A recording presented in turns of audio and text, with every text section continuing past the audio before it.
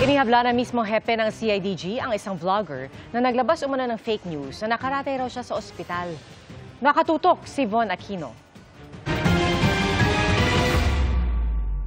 Sa Facebook post ni Major General Nicolas Torre III, Director ng PNP Criminal Investigation and Detection Group o CIDG, makikita ang screenshot ng post ng vlogger na si Ernesto Jun Abines Jr. kung saan may litrato na nakaratay sa hospital bed si Torre. Nakalagay rin sa screenshot ng post ni Abines ang tanong kung isinugod daw ba sa ospital si Torre. Ang account ni Abines kung saan ito sinasabing pinost hindi na lumalabas ngayon kapag hinahanap sa Facebook. Pero ayon kay Torre, ang larawan, peke. I do really feel harassed and violated dun sa picture na yun. Kaya nga sabi ko nga sa hanapin nila kung nasaan yung hospital na yun. Dahil papa-hospital ako, gumawa po ako ron, ha? Most probably it's a real photo na sinuperimpose sa mukha ko.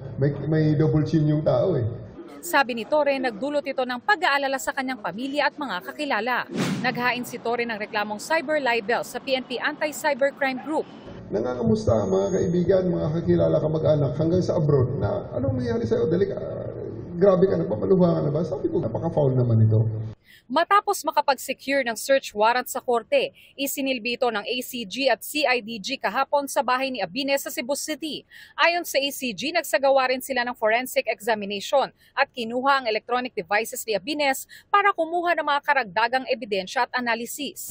Hamon ni Torre kay Abines, maghain na lang ng counter affidavit. Kasi ito ang problema sa mga vloggers na to. Dal-dal, ayaw namang isulat, ayaw namang pirmahan ang kanilang mga claims. Para masagot natin ng maayos. Kaya I really don't want to dignify those kinds of accusation. Bukas o sa mga susunod na araw, formal na umanong maghahain si Torre ng reklamong paglabag sa Article 154 o unlawful use of means of publication and unlawful utterances ng Revised Penal Code in relation to Cybercrime Prevention Act laban kay Abines. Sinusubukan pa naming kunin ang pahayag ni Abines. Para sa GMA Integrated News, Von Aquino, nakatutok, 24 oras.